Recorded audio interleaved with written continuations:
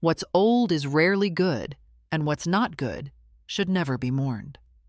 That rule applies perfectly to my ex-husband and my ex-daughter-in-law. Today I'm going to tell you how those two people destroyed my life piece by piece and why, against all odds, I'm still here strong enough to tell you this story myself.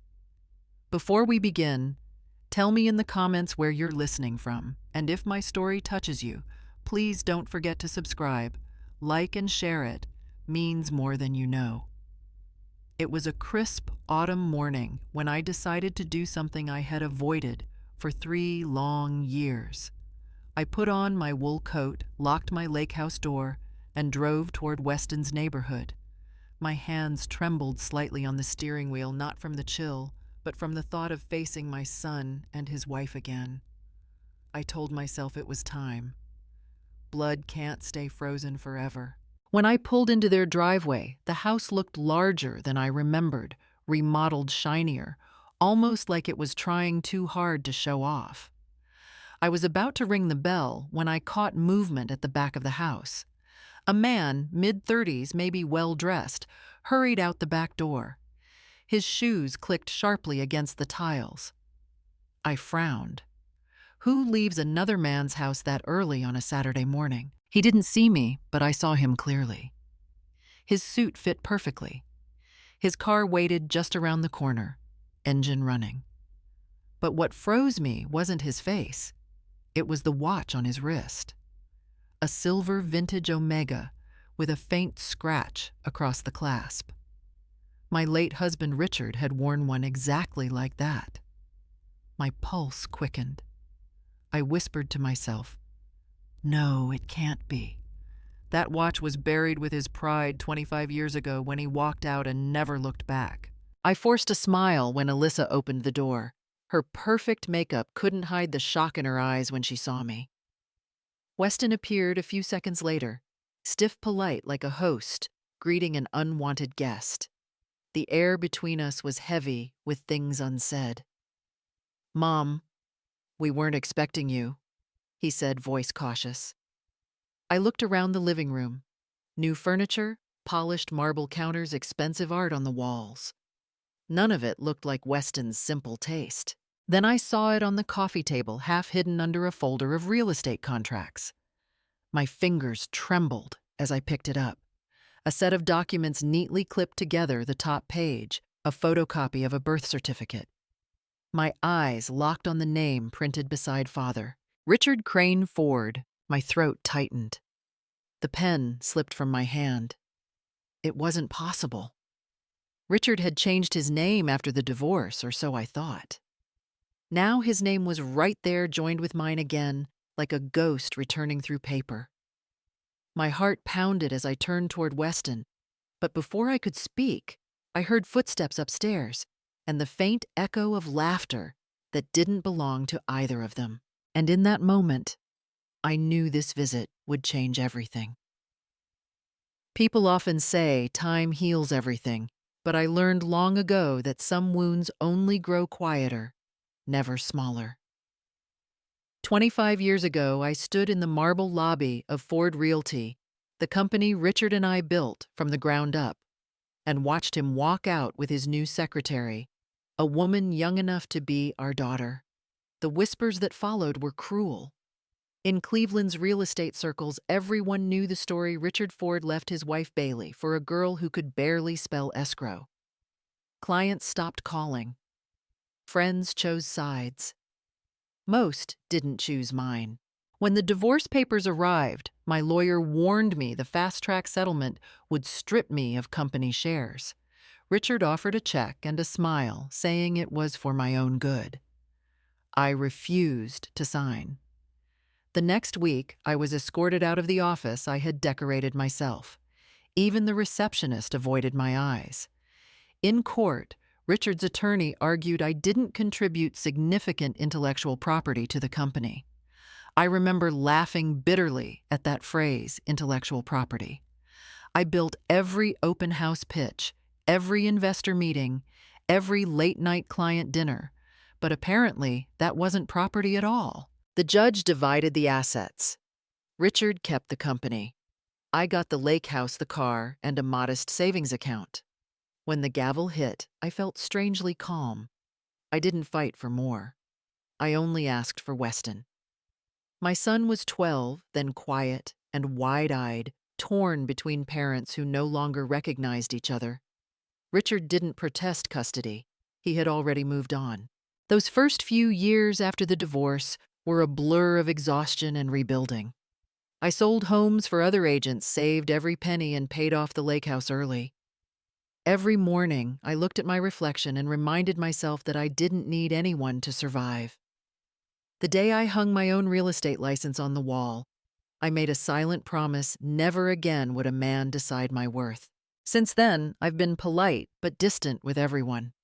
Men flirted sometimes, clients, neighbors, even a widower from church, but I kept my smile short and my answers shorter.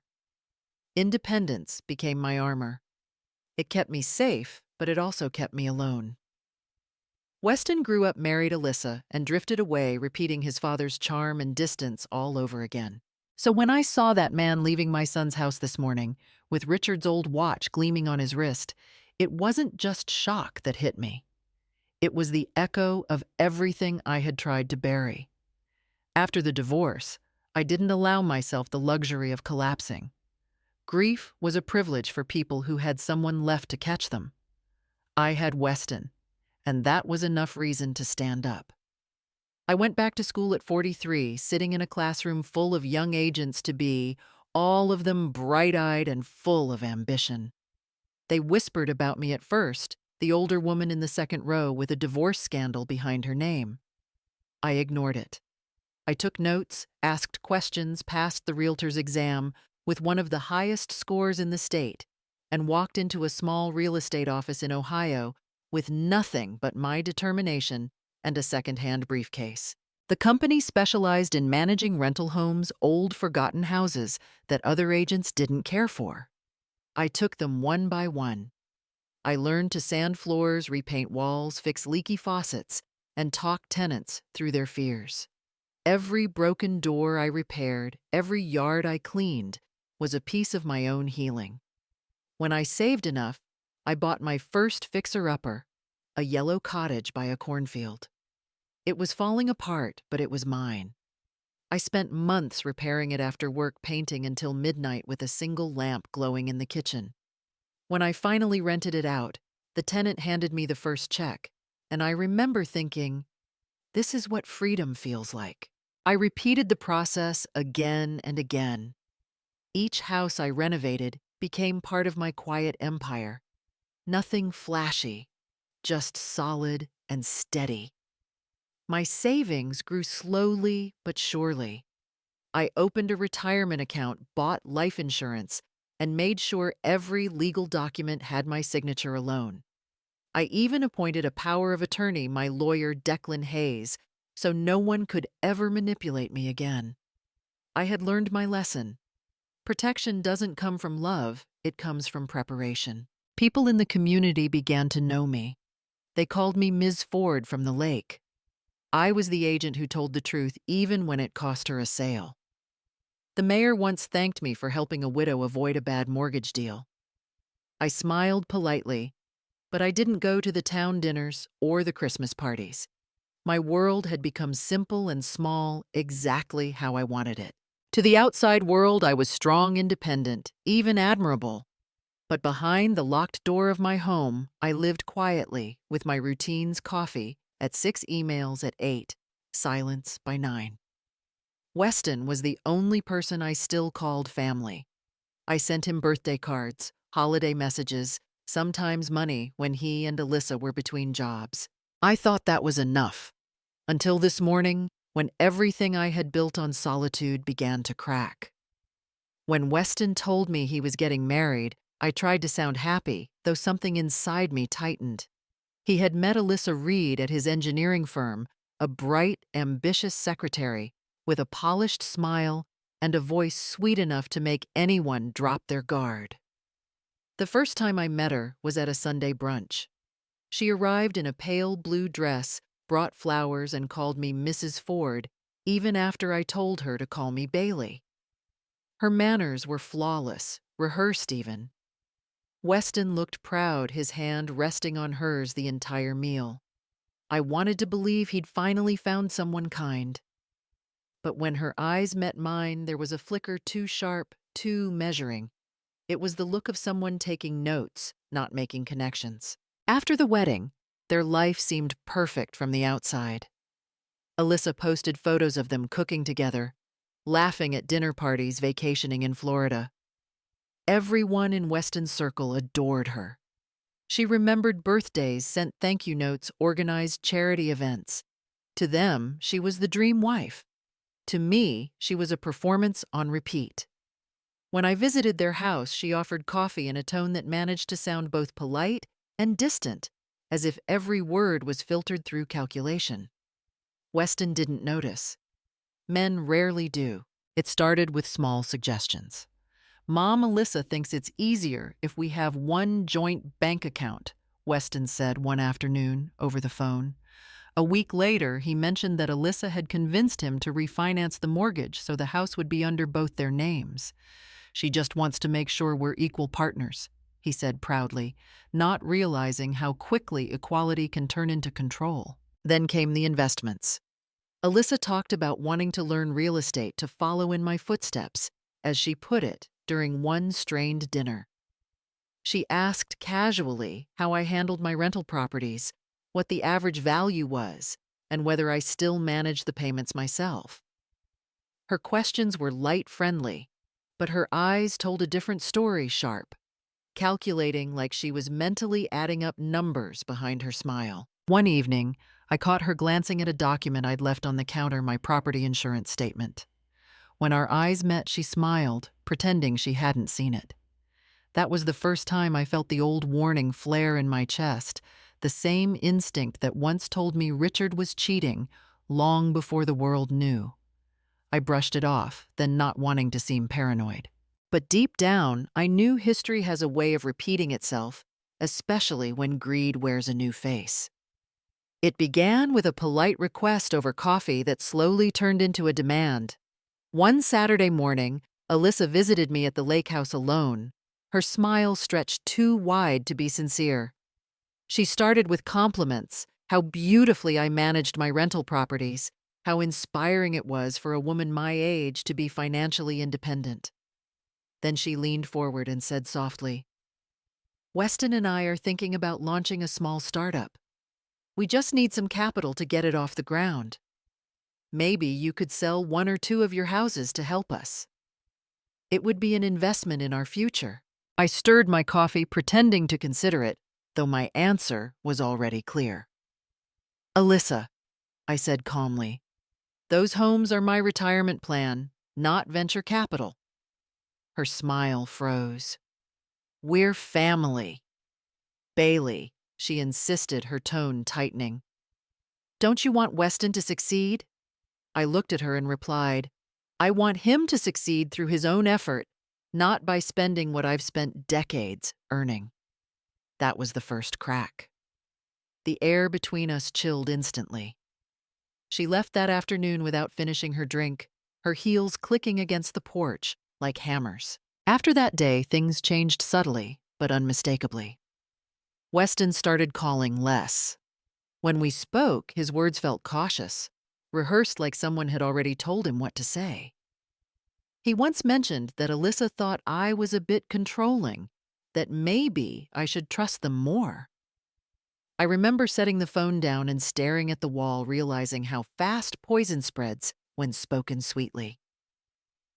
At family dinners, Alyssa played the perfect hostess, laughing too loudly, holding Weston's hand as if to prove a point. When I tried to help wash the dishes, she smiled and said, "Oh no, Bailey, you just sit and rest. We know how you like to take charge." The others laughed, but I could hear the sting beneath her words. The final explosion came one afternoon when I stopped by unannounced. Weston wasn't home. Alyssa's purse was on the couch, and a receipt stuck out $5,000 at a luxury boutique. I recognized the card number. It was the secondary credit card tied to Weston's account. My voice trembled as I asked, Did you really use his card for this? She didn't even look ashamed. It's our money, she snapped. I can spend it however I want, I said quietly. That's not partnership, Alyssa. That's exploitation. Her face twisted. You have no right to judge me. You think you're better just because you hoard your money and live alone by that stupid lake. Then she shouted, What right do you have to tell me how to spend our money? I stood there, hands trembling, but my voice steady. The right of someone who's seen greed destroy a family once before. That was the day we stopped pretending to be family. 3 years can feel like a lifetime when silence fills every corner of it. After that final argument, Alyssa made sure the distance between me and Weston became absolute. First, my calls went unanswered. Then my emails bounced back. Finally, even the number I had for Weston was disconnected. When I mailed his birthday card that year, it came back 2 weeks later, unopened with a red postal stamp, returned to sender. I remember holding the envelope under the kitchen light, tracing my son's name written in my own handwriting, and feeling something inside me collapse quietly. Christmas came, and I tried again, a box of homemade cookies, a scarf. I knitted a note that simply said, I love you, no matter what. That package never reached him either. It was returned with the seal unbroken, as if love itself had been declared undeliverable. I told myself he was busy, that maybe this was temporary. But as months turned into years, the truth hardened like frost on glass. Weston wasn't just distant. He was gone. Alyssa had erased me from their lives with the precision of someone deleting files from a computer. Friends from church stopped asking about him when they saw the look in my eyes. I learned to stop checking the mailbox so often. Then one afternoon, while I was reviewing property listings in my office, the phone rang. It was Frank Daniels, an old colleague from my early days in real estate. His voice was warm but hesitant, like someone about to reopen an old wound. Bailey, he said, I thought you should know. I just closed a sale on the old Haversham building. Guess who bought it? A company under the name Richard Ford Properties. For a moment, I forgot to breathe. The pen in my hand slipped and rolled off the desk. That name, Richard Ford, echoed in my ears like the sound of a door I thought had been locked forever, suddenly creaking open. Are you sure? I asked, my voice barely a whisper. Positive, Frank replied. Their registration lists a few newer associates, too. I could swear one of them was named Weston Ford. Ring a bell, ring a. The room seemed to tilt. My heart pounded in my chest, heavy with confusion and something darker recognition. I thanked him, hung up, and sat there for a long time, staring at the window as the reflection of the lake shimmered against the glass. Richard Ford, my ex-husband, my past, the man who had destroyed everything I once believed in. And now somehow, my son was tied to him again through business, through that same cursed name. But beneath the shock, a strange calm began to form, like the first flicker of light after a long night. Maybe I thought this wasn't just a coincidence. Maybe it was the beginning of something else, the truth finding its way back to me. That night, sleep refused to come. I lay in bed staring at the ceiling, Timothy Crane's face replaying in my mind like a scene I couldn't turn off. His expression, the confident stride that watched glinting in the sunlight, it all felt like the ghost of Richard walking in a younger body. By morning, I was restless enough to act. I made myself a cup of black coffee, sat at my desk, and opened my laptop. My hands trembled slightly as I typed his name into LinkedIn Timothy Crane. The results appeared instantly. His profile showed him as the CEO of Crane Ford Tech, a new tech company based in downtown Cleveland. My breath caught at the name Crane Ford. The two surnames sat side by side, mocking me. I clicked on the company's website, scrolling through the About Us section. There she was, Alyssa Ford, listed as Chief Communications Officer. Her smile was corporate perfect, polished, and cold. Weston wasn't mentioned anywhere. Then I saw the banner photo from their ribbon-cutting ceremony, and the world seemed to tilt beneath me. Standing beside Timothy was a man I hadn't seen in 25 years but would recognize anywhere. Silver hair, sharp suit, that same arrogant posture. Richard Ford, my ex-husband, my past made flesh again. And on his left, Alyssa grinning proudly, her hand resting casually on Timothy's arm, as though the two shared more than professional success. I leaned back in my chair, heart hammering, scrolling again to make sure my eyes weren't deceiving me. The caption under the image read, Richard Ford Senior Advisor and his son, CEO Timothy Crane, celebrate the official launch of Crane Ford Tech. My pulse stopped for a beat. His son, Timothy Crane, Richard's son. The child born from the affair that ended my marriage. The reason Weston grew up without a father. I closed the laptop, but the words stayed burned into my mind. His son. So this was the circle coming back to close the son of the man who destroyed my family, now standing beside the woman who had turned my own son against me. And Richard, always the puppeteer, smiling in the background, pulling the strings like he always had. Outside, the lake shimmered under the cold morning light, calm and still, as if mocking the storm inside me. I whispered to myself, barely audible, Crane isn't a stranger's name. It's the scar I never healed from. For the first time in years, the ache in my chest turned into something sharper, cleaner purpose. I didn't know what I would do yet, but I knew one thing for certain: this wasn't over. It started as a quiet suspicion, the kind that hides behind reason and whispers late at night. I told myself I was imagining things, that Alyssa's ambition was just professional drive. But the more I looked, the less it felt like coincidence. Her social media posts, once full of charity events and corporate dinners, now included business trips to Chicago, Boston, and Miami. Each post came with the same careful captions, "Work never stops," and a photo of her laptop beside a glass of wine. At first glance, harmless. But when I checked the official press releases from Crane Ford Tech, I saw Timothy Crane attending investor meetings in the exact same cities on the exact same dates. I created a private calendar and began cross-referencing every trip. The pattern was too precise to ignore. Whenever Timothy traveled, Alyssa did too, same days, same hotels, same excuses. I wasn't ready to accuse her yet, not without proof. Old lessons had taught me that truth means nothing without evidence. A month later, that evidence found me. My old friend Marjorie, who managed bookings for a regional travel agency, called one morning. Her voice was low. "Bailey, you didn't get this from me," she said, "but I think you'll want to see this." An hour later, an envelope arrived at my office. Inside was a printed hotel invoice, the Grand View Chicago, 4 nights double room, billed to Crane Ford Tech. 2 guests, T. Crane and A. Ford.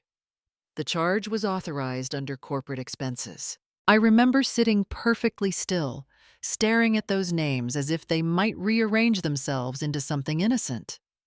They didn't. I read it again and again until the letters blurred.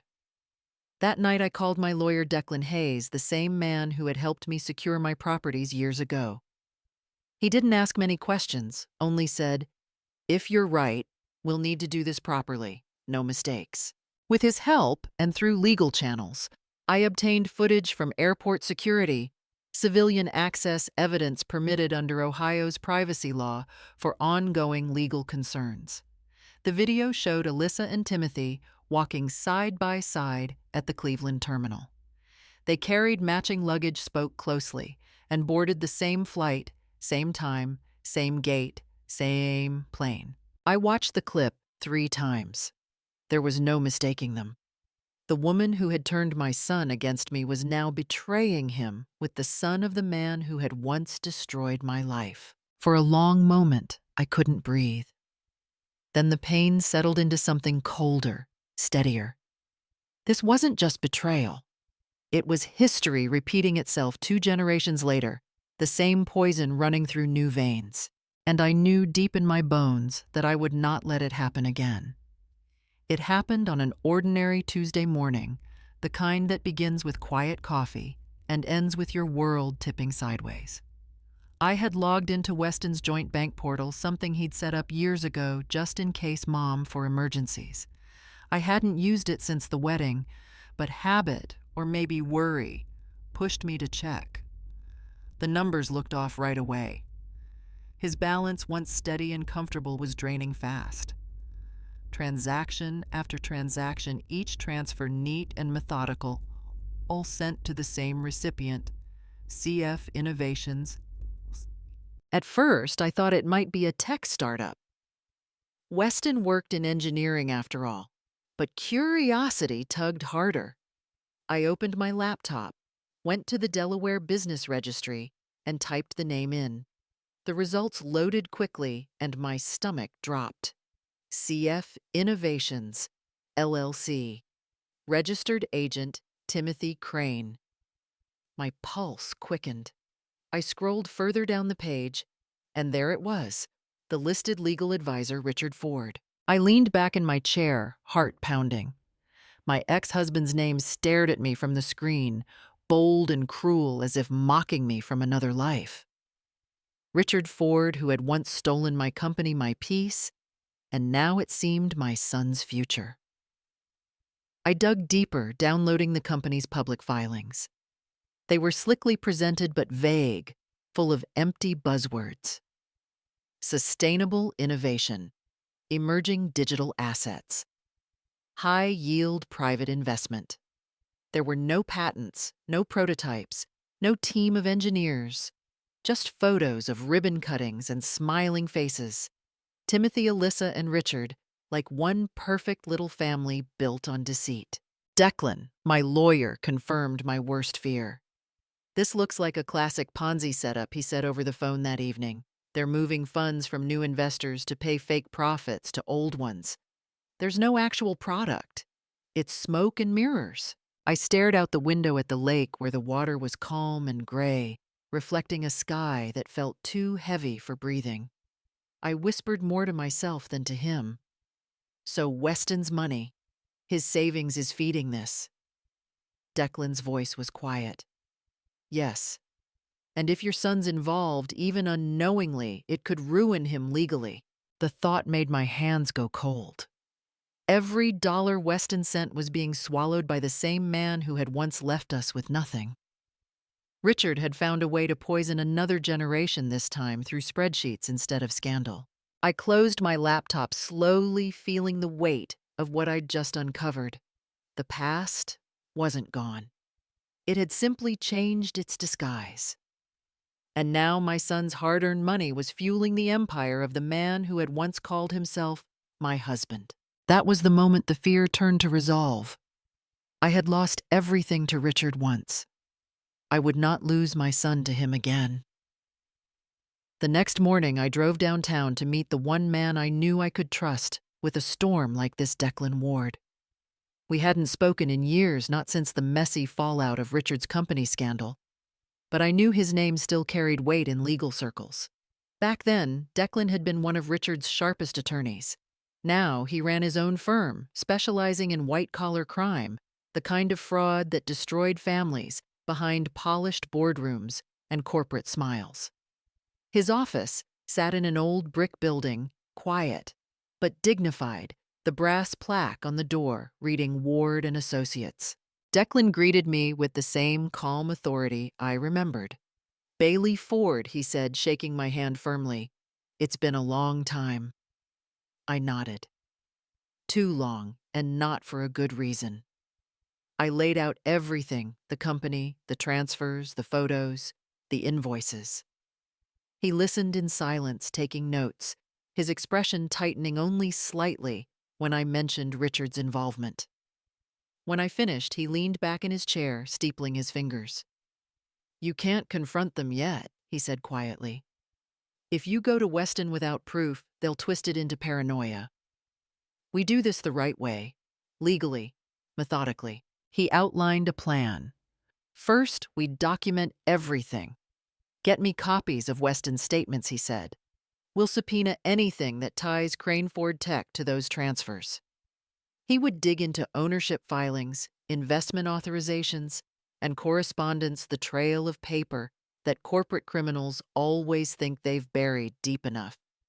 Every document will matter, he reminded me. If Richard's behind this, we'll find his fingerprints somewhere. Then came surveillance. Declan brought in a licensed private investigator, a quiet man named Daryl, who had worked federal cases before. His task was simple: monitor Crane Ford Tech's office, track Timothy and Alyssa's movements, and capture anything that connected their personal relationship to the company's financial misconduct. Affairs and fraud often overlap, Declan said.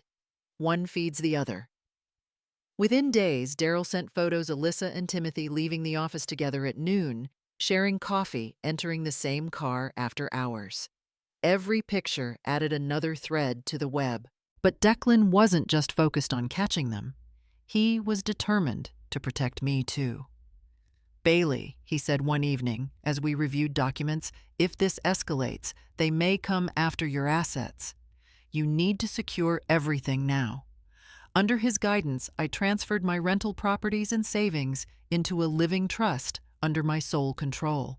This way, he explained, no one can trick you into signing them away, not even family. As I signed the final documents, I felt something I hadn't in years: security. Declan looked up from the papers, his voice steady. You're doing the right thing. We'll get them, but we'll do it clean. And for the first time since this nightmare began, I believed him. The folder felt heavier than it should have, as if the paper itself carried the weight of everything I was about to lose. I had spent weeks gathering it: transaction logs, photographs, email screenshots, every piece of proof Declan and I could legally obtain. Now it sat on the cafe table between 2 cups of untouched coffee. Weston arrived 10 minutes late, dressed neatly as always, looking older, more tired. When he saw me, he smiled politely, but not warmly. It was the kind of smile a stranger offers out of obligation. I'm glad you came, I said softly, pushing the folder toward him. There's something you need to see. He frowned, opening it, flipping through the pages. First, the bank records showing transfers to CF Innovations. Then the photos of Alyssa and Timothy leaving the office together, laughing too comfortably. Finally, the leaked company email: a message from Timothy to Alyssa about redirecting investor capital for personal discretion. I watched the blood rise to Weston's face, a flush of anger and disbelief. He closed the folder too quickly.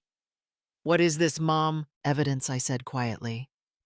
I didn't want to believe it either, but he cut me off, his voice trembling. You've always had a problem with Alyssa. You've never liked her. Now you're hiring lawyers and spying on her. Do you realize how insane this sounds? I reached across the table, my fingers brushing the folder. Weston, please. I'm not your enemy. I'm trying to protect you before they drag you into something that could destroy your life. He laughed, but there was no humor in it. Destroy my life? You're the one who can't let go of the past. You think everyone's out to hurt you because Dad did, but Alyssa isn't him. The mention of Richard hit like a slap. My breath caught, but I forced myself to stay calm. You're wrong, I said quietly. She's worse, because she knows exactly what she's doing. For a moment, silence hung between us, the kind that feels louder than shouting. Weston stared at me, his eyes hard-guarded. And in that gaze, I saw something that froze me completely. It was the same look Richard had given me the night he walked out, pity laced with resentment, as if I were a burden too heavy to carry. He stood abruptly, leaving the folder unopened beside his cup. Stop digging, Mom, for your own sake. I watched him walk away. His shoulders tense, his back straight. A mirror image of his father decades ago. The door chimed softly as he left, and I sat there staring at the untouched coffee, the evidence, the silence. And in that moment, I realized the hardest betrayal isn't from strangers. It's when your own blood looks at you and sees the ghost of someone they've already chosen to believe. The morning was golden and deceptively peaceful when the news came. Weston called me just after breakfast, his voice trembling with something I hadn't heard in years' hope. "Mom, you won't believe this," he said, half laughing, half crying. "Alyssa's pregnant. We're going to have a baby." I froze, coffee cup halfway to my lips. My heart fluttered. Not quite joy, not quite fear, something in between. "That's wonderful, sweetheart," I managed to say, though my chest tightened. "Are you sure?" He laughed softly. "She showed me the test this morning. Positive. We've been praying for this." 2 hours later, my phone buzzed again. Social media notifications lighting up one after another. Weston and Alyssa had posted a picture together holding the pregnancy test, like a trophy, her head resting on his shoulder, both smiling through tears. The caption read, "Miracles do happen. Our family is growing." Beneath it, a flood of congratulations, co-workers, friends, her relatives, even old acquaintances sending heart emojis and blessings. I stared at the screen until the words blurred. That evening, Alyssa called me herself. Her voice was sweet, trembling just enough to sound fragile. "Bailey," she said, "I know things have been difficult between us, but I want you to know this baby is a new beginning. I really believe God's given us a second chance." I murmured something polite, though every instinct in me felt unsettled. "I hope so," I said quietly. "I truly do." After the call ended, I sat in the dim light of the living room scrolling through the photo again. Alyssa had also sent me a copy of the ultrasound, a grayscale image, the outline of a small form barely visible. But my eyes didn't go to the shape. They went to the corner of the image, to the small, faint hospital logo printed above the date. I had seen it before years ago on brochures from another clinic, not the one Alyssa always visited for her checkups. I zoomed in, my stomach tightening. The name read St. Mary's Women's Health Center. But Alyssa's doctor, the one she bragged about, practiced at Riverside OB/GYN. The two hospitals weren't even in the same district. My pulse quickened. Maybe it was nothing, a clerical error, a lab she'd been referred to. But after everything I'd uncovered, coincidences no longer felt innocent.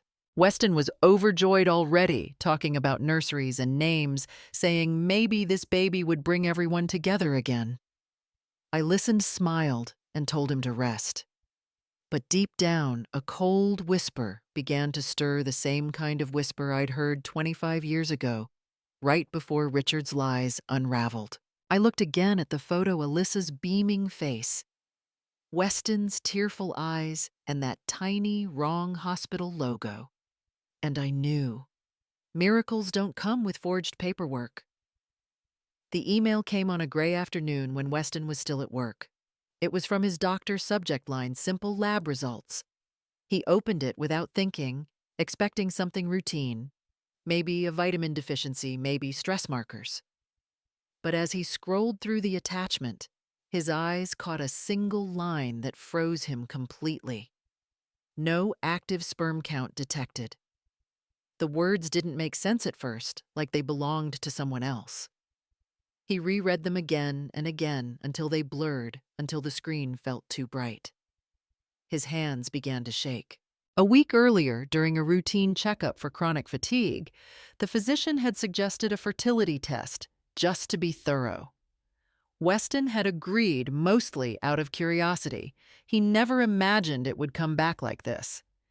The doctor's follow-up call confirmed it: congenital azoospermia, a rare condition. No natural fertility, not now, not ever. Weston sat on the floor of his home office, the laptop open in front of him, his breathing shallow. The silence in the room grew heavy, pressing against his chest. He picked up the printed copy of the results from his desk, the blue ink clinical and merciless. No active sperm count. The words stared back like a verdict.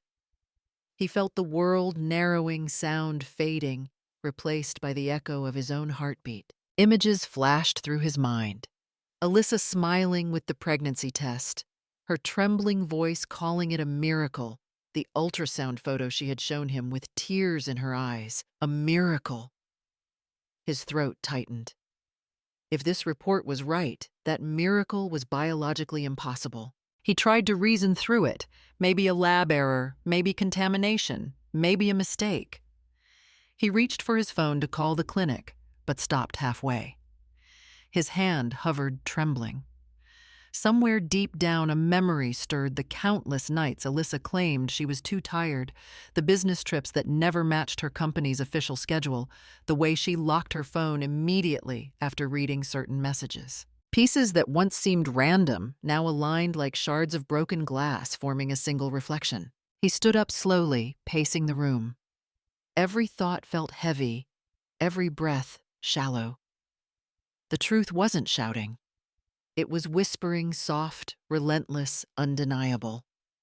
His legs gave out again, and he sank back to the floor, clutching the paper until it crumpled in his hands.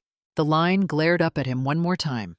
No active sperm count, and in that sterile phrase, his marriage, his future, and his faith in everything he thought he knew began to collapse.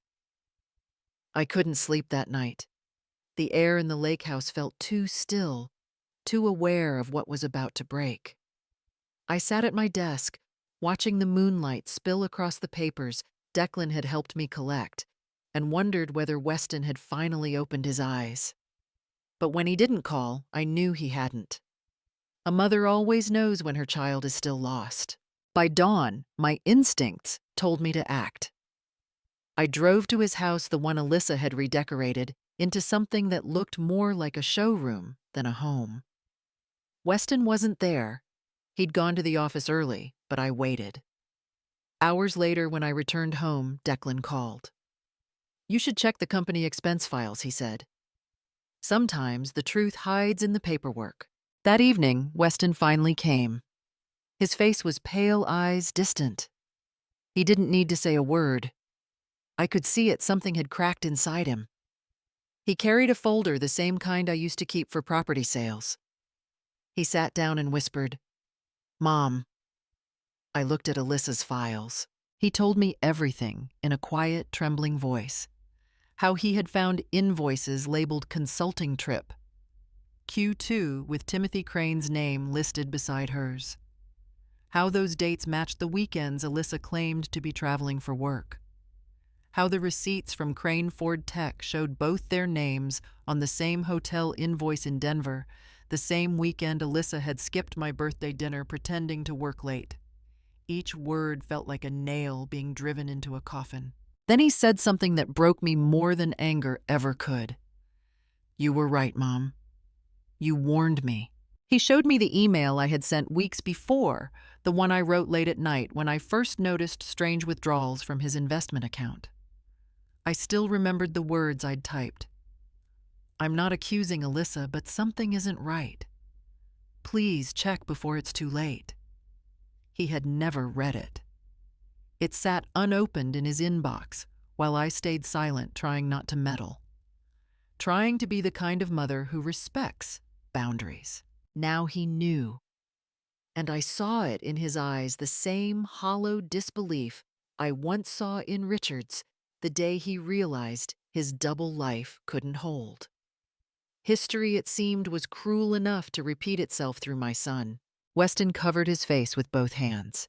"She used me, Mom. I was just convenient." I wanted to hold him, but my hands froze. There are moments when comfort feels meaningless, when truth is too sharp to soften. I looked at him, my boy now broken like I once was, and I knew he had finally stepped into the shadow I'd been warning him about all along. He lifted his head, slowly, eyes red, voice steady in a way that chilled me. "I see everything now." And I realized painfully and quietly that clarity can hurt far more than blindness. I remember the moment Weston told me his plan.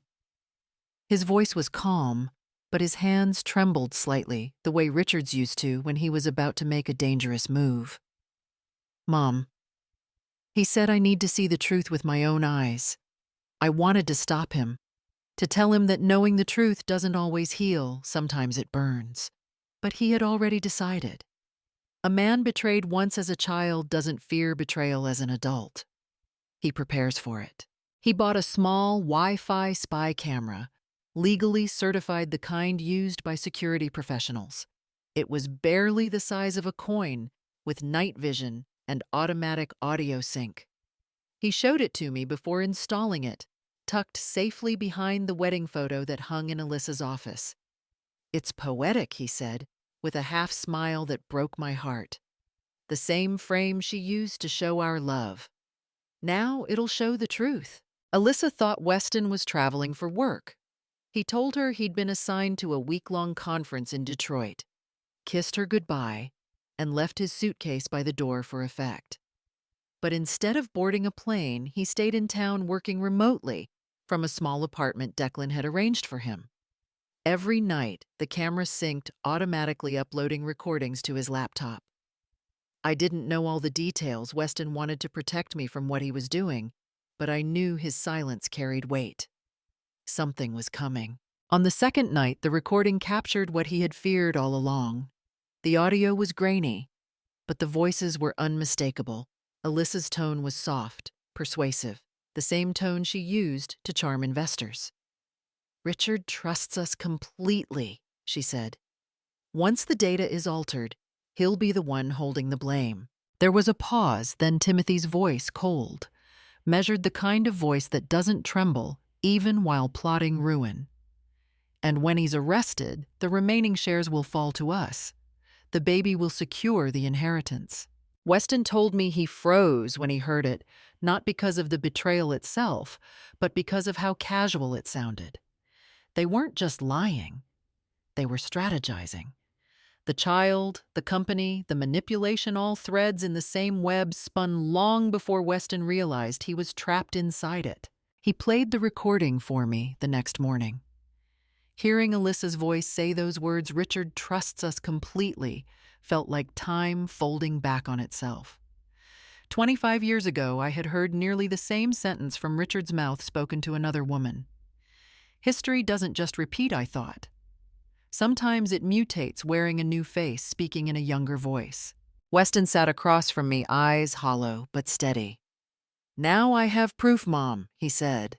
And for the first time, I didn't hear relief in his voice, only quiet devastation. When Weston played the last part of the recording, I saw something in him break quietly, completely. The word baby hung in the air like a sentence neither of us could bear to say aloud. It wasn't just betrayal anymore. It was proof. Proof that the child Alyssa carried could not be his, and now it had come from their very own mouths. For a long time, Weston didn't move. He just stared at the screen, the blue light washing over his face, making him look years older. Then he whispered, almost to himself, "So it's true. It's really true." I wanted to speak, but words failed me. A mother's instinct is to comfort, but there are wounds too deep for touch. Instead, I watched as Weston gathered the evidence, the audio files, the screenshots, the camera logs, his movements, steady, precise, like a man performing surgery on his own heart. He printed everything, page after page of their voices turned into ink and paper, each line cutting deeper. When he was done, he slipped the folder into a sealed envelope and handed it to me. "For Declan," he said. "If anything happens, you call him." Declan received the evidence later that night. Weston didn't tell me what the lawyer said, only that it was enough to expose Alyssa, Timothy, and even Richard if it came to trial. But Weston wasn't ready for court. Not yet. He said he needed one more thing to look Alyssa in the eye when she lied again. That evening, he went home. I waited by the window of my lake house praying for strength, praying he wouldn't do something reckless. Hours later, he texted only 2 words, "I'm home." I imagined the scene as he must have lived it. Alyssa in the kitchen, her back turned, humming softly, while stirring milk in a glass. The perfect image of a loving wife. He stood there watching rage and disbelief colliding inside him, and somehow he still managed to stay calm. "Long day?" she asked, smiling unaware. "You have no idea," he replied, voice trembling just enough to sound tired instead of broken. He didn't confront her that night. Declan had warned him, never strike before you're ready. So Weston went to bed beside the woman who had built her lies around him, listening to her breathe, memorizing the rhythm of deceit. Later, when I opened my journal, I wrote a single line beneath the date. There are truths you don't have to search for. They come for you again and again until you find the courage to open your eyes. That night I prayed my son had found his courage and feared the price he might pay for it. The night Weston came back to me, the rain fell hard enough to drown the sound of his footsteps on the porch. I opened the door before he could knock. He stood there, soaked through, clutching a waterproof folder to his chest like it contained the last pieces of his soul. Declan arrived moments later, shaking the water from his coat, his briefcase glinting under the porch light. It was the first time the three of us had been in the same room in more than 3 years, mother, son, and the lawyer who once helped rebuild what Richard Ford had destroyed. Weston laid the evidence on the table, the USB drive with the recordings printed, bank statements, photos, screenshots, transaction logs. His hands trembled slightly as he pushed them forward. "Everything's here," he said, his voice low but steady. I looked at him for a long moment. He was no longer the trusting boy I'd raised. There was steel in his eyes now, the kind forged by betrayal. I finally spoke, my voice calm but cold. "Good. From now on, we fight with truth, not tears." Declan opened the folder, spreading the contents across the table. The storm outside rumbled as he methodically reviewed each document, his lawyer's mind dissecting every detail. "The recordings are solid," he said, "but we need to make sure they're admissible. Since they were recorded inside your own home, Weston, we're within legal grounds. That's key. The court won't accept anything obtained through intrusion or surveillance outside private property." He scribbled notes as he spoke, then looked up at both of us. "This is how we proceed, carefully, quietly, but with precision." Declan outlined what he called the 3-phase counterstrike. First, he said we prove that Crane Ford Tech has engaged in systematic financial fraud, falsified records, misdirected investor funds, and manipulated data to hide losses. I'll need access to internal ledgers and bank audits. Second, we tie Alyssa directly to it correspondence, financial authorizations, her signatures on transfer approvals. Once we prove complicity, her credibility is gone. He paused, tapping his pen thoughtfully. Third and most delicate, we gather proof of what I call DNA fraud. If Alyssa intends to pass that child off as Weston's, we'll file a preemptive order for paternity testing under Ohio state law. It has to be done before the birth certificate is finalized. That's our leverage. Weston said nothing, just nodded slowly. I could see the weight of it all pressing down on him, a son preparing to dismantle his own life to expose the rot beneath it. Declan gathered the papers back into the folder, his tone measured but firm. "No one outside this room can know. The moment they suspect, they'll destroy evidence. We move when I say move." As thunder cracked outside, I looked at both men, my son and the lawyer who had become something of a guardian, and felt the strange calm that comes before battle. This time, I wasn't the one being hunted. I was standing at the table side by side with my son, ready to strike back. Declan always said white-collar criminals leave cleaner fingerprints not on walls but on spreadsheets. And he was right. The deeper we dug into Crane Ford Tech, the more we saw that every number had a shadow behind it. Declan's first move was to hire a licensed investigator with federal clearance, someone who knew how to follow digital money without leaving traces. Within a week, that man brought back the first fracture in the facade, two versions of the same quarterly report, one submitted to the SEC, the other buried in the company's private server. The public one showed growth and stability. The internal one screamed insolvency. The investigator cross-referenced transaction logs and discovered offshore transfers labeled as consulting fees. It looked harmless enough until we traced the destination. Cayman Islands. An old trick with a new disguise. Classic laundering through shell subsidiaries, Declan muttered, sliding the papers across my table. And it's Timothy Crane's signature on every wire transfer. A few days later, a former employee, a nervous young accountant who had recently resigned, reached out to Declan under whistleblower protection. He confirmed what we already suspected. Timothy and Alyssa moved investor funds into offshore accounts, he said during the deposition. They called it consulting support. But there were no actual consultants. Just a company name that doesn't exist outside a mailbox in Georgetown. His voice trembled, but his statement was gold first-hand evidence of intent. Meanwhile, Weston took on his own mission.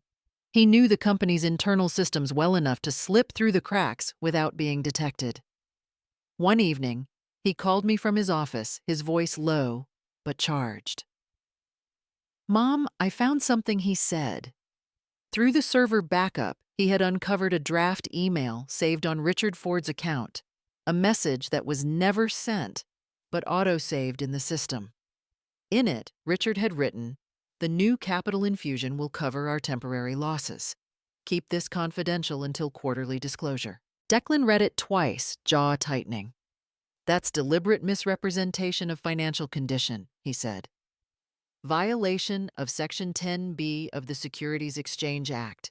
We have enough to wake the SEC." Over the next 3 nights, Declan assembled everything: transaction trails, email copies, audit discrepancies, even timestamps linking Alyssa's access logs to forged records.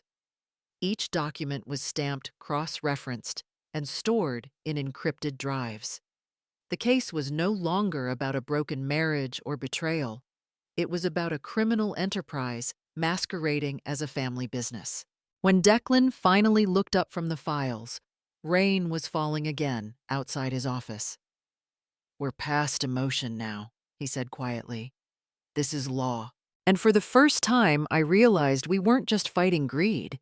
We were fighting an empire built on deceit, one spreadsheet at a time.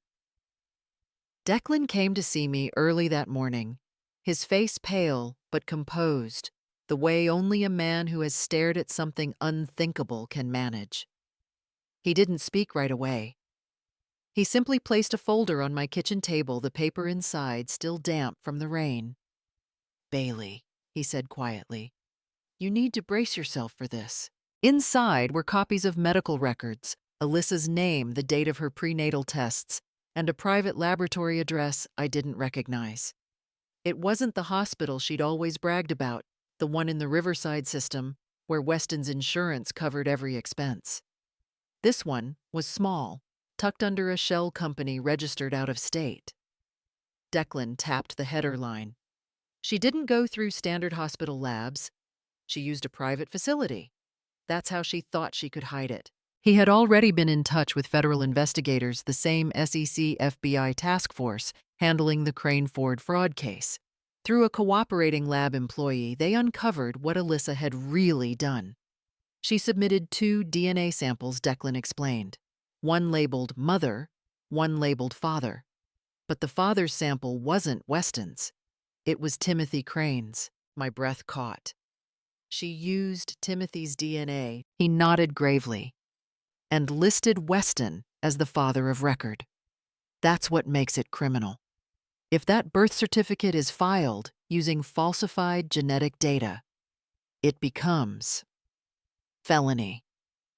Falsification of records. Title 18, Section 1519 of the United States Code. That's a federal offense. Prison time. For a moment, the only sound in the room was the hum of the refrigerator and the steady rhythm of rain against the window. My fingers brushed the edge of the paper, cold, clinical, horrifyingly precise. I tried to speak, but the words came out as a whisper. She's turning an unborn child into proof of a lie. Declan didn't deny it. It's an inheritance ploy, he said. Once the baby is born, she'll present it as Weston's heir.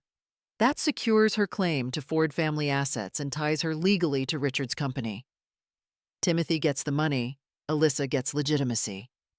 It's not a pregnancy, it's a merger. I felt the blood drain from my face. In all my years through betrayal, through divorce, through rebuilding, I thought I'd seen every kind of cruelty. But this was something colder. Alyssa wasn't just lying to my son. She was forging a life-manipulating DNA to create an heir that never belonged to this family. Declan looked at me, then his voice steady. "We'll stop her, Bailey. But we have to move fast before she files anything official." I nodded slowly, my throat tight. Outside, thunder rolled across the lake. I stared at the documents, medical charts, genetic codes, false names, and realized the truth in front of me. The child wasn't a miracle, it was a weapon. I had learned long ago that the most dangerous weapon isn't anger, it's calm. So when I called Alyssa that morning, I made sure my voice carried warmth, not suspicion. "Alyssa, sweetheart," I said gently, "I've been thinking.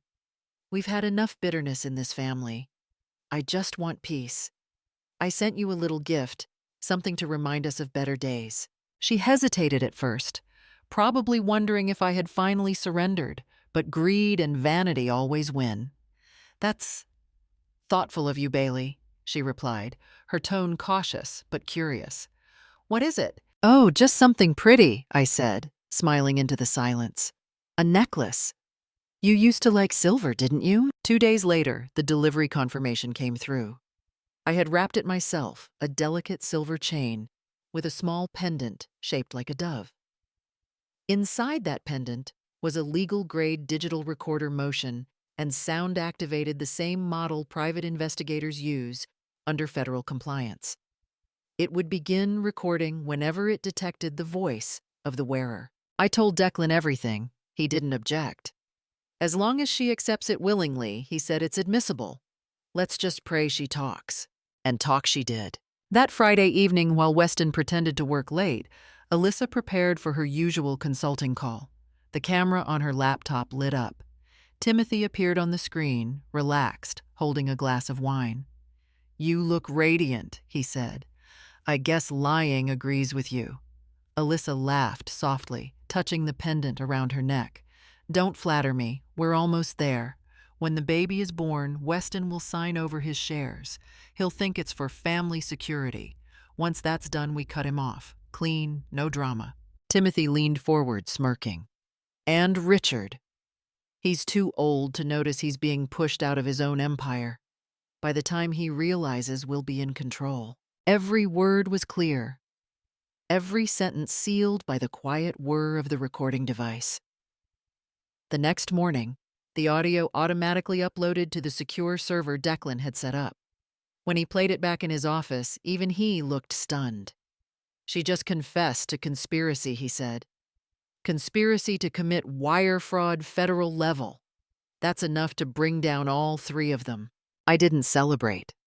I just sat there listening to Alyssa's voice loop again and again through the speakers, cold, clever, certain.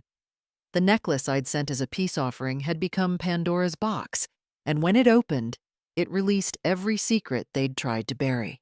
For years, they'd underestimated me, the quiet widow, the mother who'd once lost everything. But now the truth had a voice, and it was hers. Declan's office smelled of coffee rain and something heavier, justice, waiting in silence.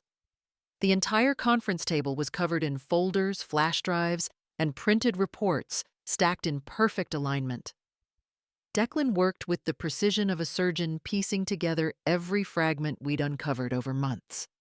There were videos from the spy camera, audio recordings, from the pendant financial logs, tracing offshore transfers, internal company emails, and the falsified DNA documentation.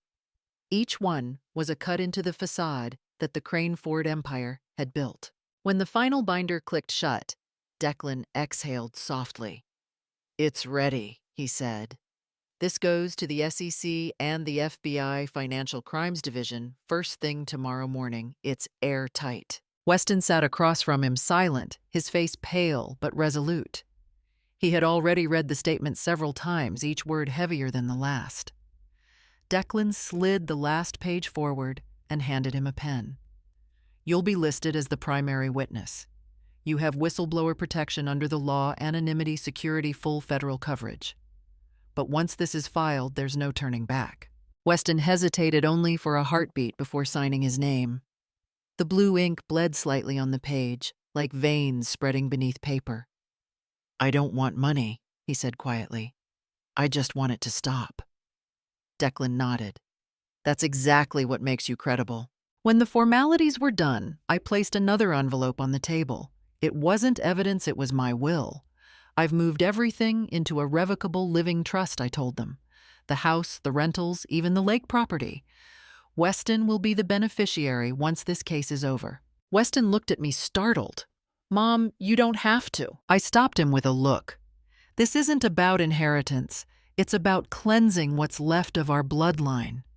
I want you to have a name that means something clean again." He reached across the table and took my hand, his grip trembling but warm. For the first time in years, I saw in his eyes not the broken man Alyssa had shaped, but the boy who used to believe in right and wrong. Declan closed his briefcase, the metallic snap, echoing like a gavel. "Tomorrow," he said, "we bring it all to light." That night back at the lake house, the air felt unnervingly still. Weston sat beside me on the porch, the soft ripple of water below, mixing with the sound of distant thunder. Neither of us spoke for a long while. Finally, I turned to him and said, "Tomorrow you'll lose your wife." He looked at me, his expression weary but calm. "I know." I nodded, my voice steady. "But you'll get something far greater back yourself." He didn't answer. He didn't need to.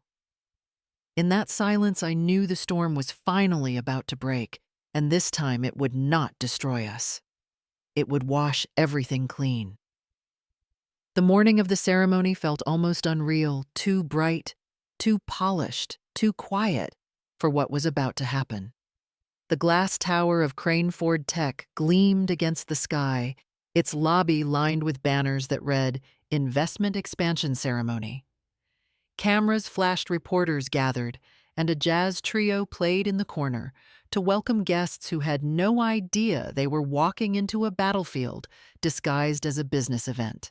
Richard Ford arrived first, dressed immaculately in a charcoal suit, flanked by his younger son, Timothy, and Alyssa, who wore a white blazer and a smile so perfect it could have been printed.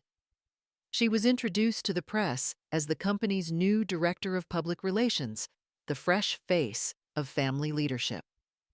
Weston's face had been erased from every brochure, every digital display. Watching her take his place felt like swallowing glass. From the back of the hall, I sat quietly beside Declan, my hands folded tightly in my lap. Weston sat on my other side, pale but steady. The three of us blended into the shadows as if we were just part of the audience. None of them, not Richard, not Alyssa, not Timothy, had the faintest idea that the federal court had already approved a search and seizure warrant earlier that morning. Their celebration was already over. They just didn't know it yet. The speeches began. Richard took the stage, his voice still commanding, his gestures still confident. He spoke about legacy innovation, and the future. All words he'd once used with me before Betrayal became his business language. Beside him, Timothy adjusted his tie, nodding at every applause line. Alyssa hovered close to the podium. Her posture practiced, her eyes scanning the crowd for cameras. She had perfected the art of pretending to belong. Declan leaned closer and whispered, "Warrants active. Federal agents are in position." I could hear my heartbeat in my ears. The clock struck 11. Richard raised his glass to toast the new partnership. "To the future of Crane-Ford," he said, smiling into the sea of cameras. That was the cue. Declan stood up, adjusting his tie, and nodded toward the entrance. The double doors swung open. Agents from the FBI Financial Crimes Division entered in precise formation, their presence slicing through the crowd like a blade through silk. Gasps filled the room. Cameras turned. Federal investigation, one of the agents announced, voice firm. Crane Ford Technologies is under search and seizure order. Richard froze mid-toast. Alyssa's smile faltered. Timothy looked confused for half a second, and then terrified. The photographers, sensing blood, rushed forward. Flash after flash lit up their stunned faces. In the shadows, I exhaled slowly. For years, truth had been buried under polished lies and forged signatures. Now, for the first time, it had a spotlight. The moment the master of ceremonies announced, "Please welcome the founder of Crane Ford Technologies." Mr. Richard Ford, the grand hall erupted in applause. Flashlights flared, investors rose from their seats, and for a brief instant, Richard basked in the illusion of triumph. Then came the sound that cut through it all, the sharp, steady echo of footsteps. The double doors swung open. Every head turned. I stepped inside, the weight of years pressing on my shoulders, but not on my spine. I walked slowly, deliberately, each step echoing against the marble floor. In my hand, I held a sealed file stamped with the golden insignia of the U.S. Securities and Exchange Commission. Behind me, Declan Ward followed, his expression unreadable, holding the official subpoena and a federal warrant authorizing an investigation for financial fraud. The applause faltered. Conversations died mid-sentence. All that remained was the sound of camera shutters clicking in disbelief. Richard froze at the podium. For a moment, he didn't seem to recognize me, not as the woman he had once loved, but as something else entirely, the reckoning he had spent 25 years outrunning. The color drained from his face as he whispered, "Bailey." I stopped halfway to the stage. "Good morning, Richard," I said, my tone calm, almost kind. "It's been a long time since you've seen a real audit." A low murmur rippled through the audience. The New York investors exchanged uneasy glances. Declan stepped forward, his voice firm but measured. "By order of the United States District Court, Crane Ford Technologies is under federal investigation for securities fraud, wire fraud, and falsification of corporate records. This warrant authorizes the immediate seizure of financial data and communications." He handed the documents to a federal agent waiting at the side of the room. Richard stammered, This is ridiculous." But before he could finish, Weston stepped out from the crowd. His calm was unnerving. In his hand was a small black USB drive, simple, unassuming. He approached the front table, placed it down with precision, and looked straight at Timothy. "You forgot to turn off the camera," he said evenly. The words hit like a thunderclap. A whisper of panic spread through the room as reporters surged forward. Timothy's face turned pale, his mouth twitching as though searching for an excuse. Alyssa's hand slipped from his arm, her eyes darting toward the exit. Richard looked between them, his son, his protege, and the daughter-in-law he had once defended and finally understood. Every secret, every lie, every transaction that had built his empire was now collapsing under the weight of truth. The crowd had stopped whispering. No one moved. The celebration had turned into a courtroom, the stage into a confession stand. And as I stood there facing the man who once believed he could destroy me, I realized he'd never understood what strength really looked like until it walked back into his life, holding the truth in her hands. Declan moved like a man who'd done this 1,000 times before, calm, precise, and merciless.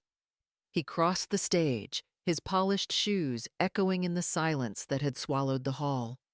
Without a word, he plugged the small black USB into the massive LED screen behind the podium. For a moment, the display flickered. Then the video began to play. On the screen, Alyssa and Timothy appeared seated close together, in a dimly lit office. Their voices were unmistakable, clear, confident, and utterly damning. Alyssa's tone carried that same soft arrogance she always wore when she thought no one could see her. "When Dad gets arrested," she said almost casually, "we'll gain full control of the shares. The baby will secure the inheritance." The words hung in the air like smoke. You could hear the gasp ripple through the crowd, sharp, collective disbelieving. Someone dropped a glass. Another whispered, "My God!" The investors from New York stood immediately whispering in panic to their attorneys. Their faces, moments ago glowing with champagne optimism, turned ashen. One of them gestured to his legal team, and within seconds, the entire investment delegation began packing up their briefcases and leaving. Richard stood frozen at the center of the stage. His microphone was still on, broadcasting his shallow, uneven breaths across the speakers. He turned slowly, first toward Alyssa, the daughter-in-law he had once praised as the future of this company, and then toward Timothy, his youngest son, his pride. Both stood motionless, trapped in the glaring spotlight. Dad Timothy started voice cracking, but Richard cut him off with a sound that wasn't quite a word, a low, broken moan of disbelief. He pointed a trembling finger at them, his face contorted with shock and rage. "You," he gasped, "you used me, both of you, for money, for power." Alyssa's lips parted, but no words came out. The cameras flashed relentlessly, capturing every second of the unraveling empire. Reporters shouted questions no one dared answer. The air itself felt electric, suffocating like a storm about to split the sky. And then it happened. Richard's face went pale, then blue. He clutched his chest, stumbling backward. Why, he screamed, voice raw and desperate, echoing through the hall. The sound cut through everyone, the investors, the press, even the federal agents standing by. Then he collapsed, the microphone clattering beside him, feedback screeching through the speakers. Chaos erupted. A paramedic team rushed forward, shouting orders. Declan immediately signaled them through security. Timothy dropped to his knees beside his father, but no one reached to help him. Alyssa stood frozen, mascara streaking down her face. Her image magnified on the giant screen behind her, the face of a woman who had just destroyed everything she tried to steal. And from my seat in the back, I felt nothing but silence inside me. Justice, I realized, doesn't always arrive in court. Sometimes it arrives on camera. The chaos unfolded in slow motion like a scene I had watched 1,000 times in my mind, but never believed would become real. The doors burst open again, this time not with reporters or investors, but with the sound of authority. 2 FBI agents in navy jackets bearing the golden letters FBI entered first, followed by officers from the Financial Crimes Unit. Their voices carried a calm precision that sliced through the noise. Federal agents, step away from the stage. Timothy Crane and Alyssa Ford, you are under arrest for violations, including wire fraud, conspiracy, and identity falsification. The entire room froze. Cameras turned, flashing wildly as the agents advanced. Alyssa stumbled backward, her face streaked with tears and mascara. "Wait, please," she screamed, her voice cracking under panic. "I was forced. It was Timothy's idea. He made me do it." But the agents ignored her pleas. Declan's earlier evidence, the video, the recordings, the DNA files, had already sealed her fate. One of the agents held up a printed still image from the recording, Alyssa smiling, holding up the falsified DNA test like a trophy.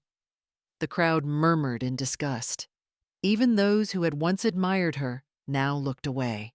Timothy, pale and sweating, darted his eyes toward the back exit. For a split second, he seemed ready to run. Then as he turned, he found Weston standing there tall, silent, blocking his escape. Weston didn't raise his voice. He didn't need to. His words landed like a verdict. "You didn't just betray my father," he said coldly. "You betrayed this entire family." Timothy froze. The weight of those words seemed to drain the strength from his legs. An officer grabbed his arm, twisting it behind his back with practiced force, the metallic click of handcuffs echoing through the hall. Alyssa screamed again, lunging forward, but another agent caught her mid-step, pinning her wrists behind her. The photographers surged closer, flashes exploding like lightning. The image of Alyssa's twisted, desperate face under the blinding white light filled every lens a portrait of downfall. Her once perfect hair clung to her cheeks, her breath ragged, her voice breaking into incoherent sobs.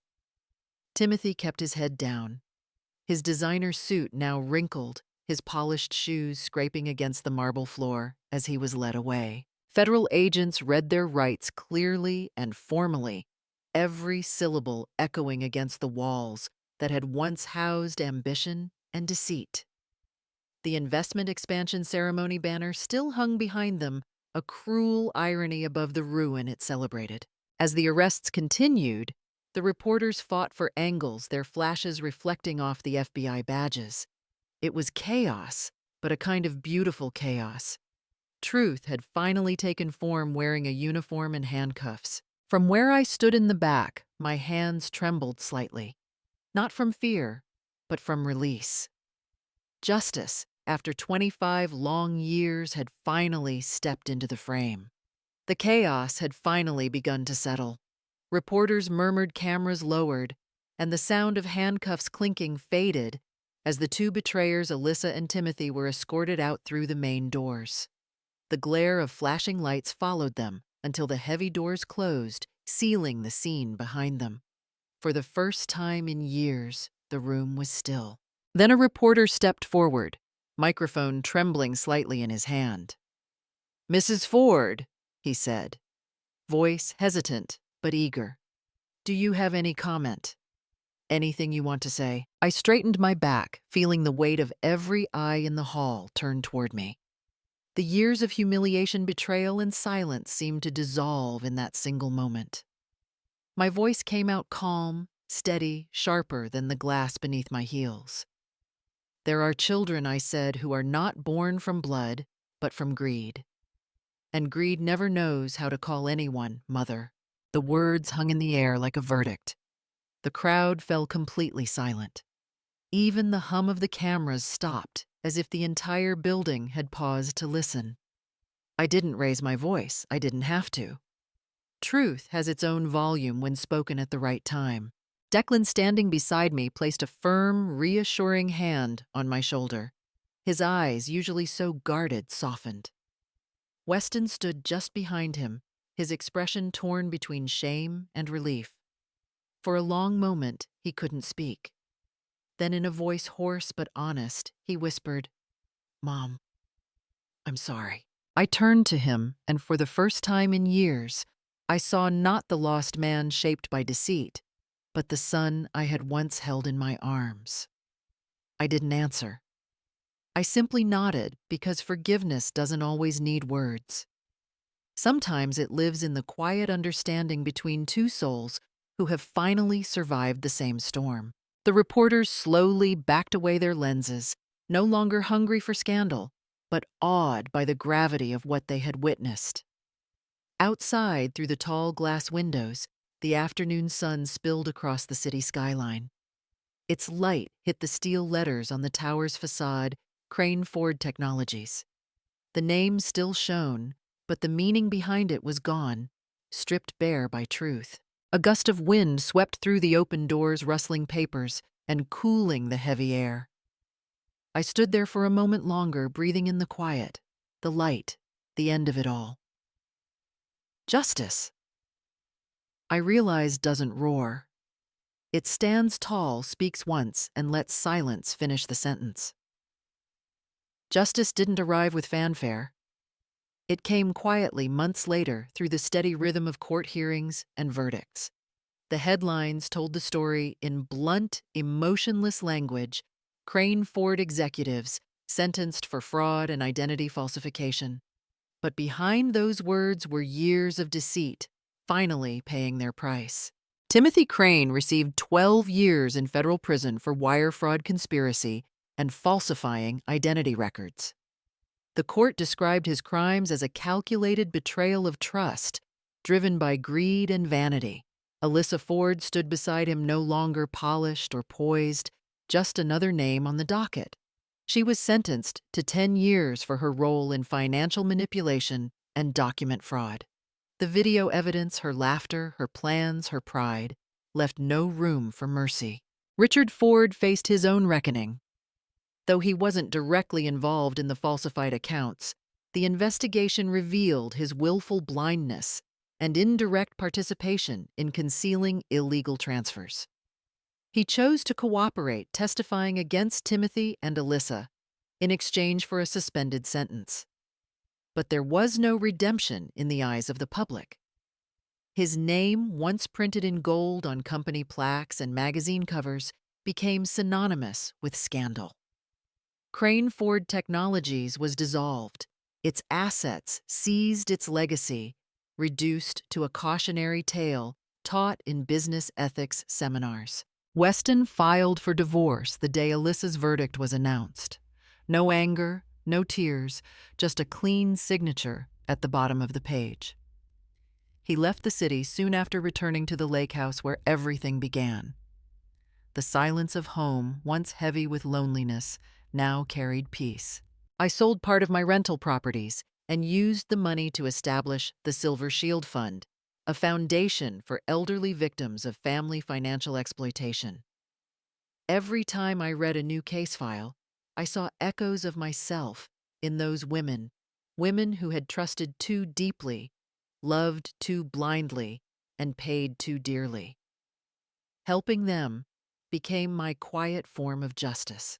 Declan and I stayed in touch after the trial.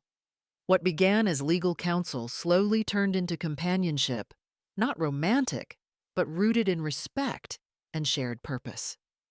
Together, we opened a small legal advisory office specializing in elder protection. The sign on the door read simply, Ford and Ward Legal Advocates for Seniors. It wasn't a corporation, but it was honest. Some afternoons, Weston would stop by bringing coffee and updates about the garden. We didn't talk about the past anymore. There was no need. The lake shimmered behind the house, calm and steady, reflecting a future rebuilt on truth. I often thought about karma, how it never rushes, how it always finds its mark. For Timothy and Alyssa, it came in the form of prison walls and silence. For Richard, it came as the emptiness of a name stripped of meaning. For us, it came as peace. The house smelled faintly of paint and pine wood that afternoon.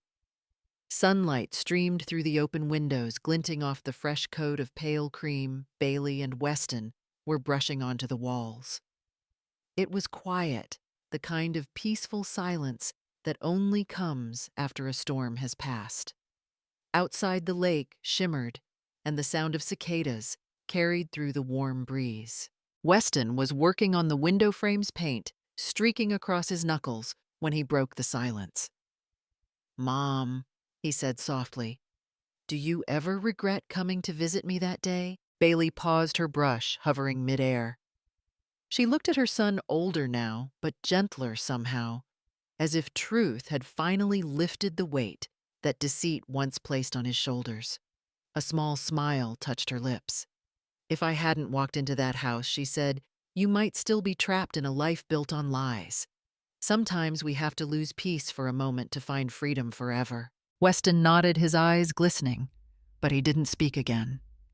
The quiet returned, filled only by the rhythm of brushes gliding over wood, the scent of paint mixed with the smell of the lake, breeze, the scent of new beginnings.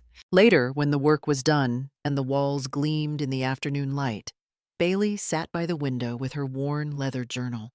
The pages were yellowed at the edges, filled with words she had once written in anger, then in grief, and now in peace.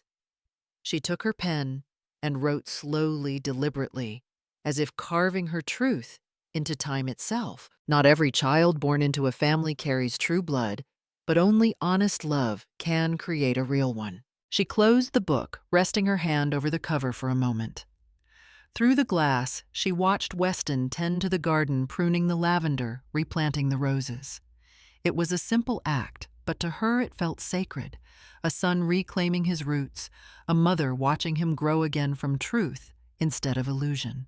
The sun dipped lower, painting the lake gold.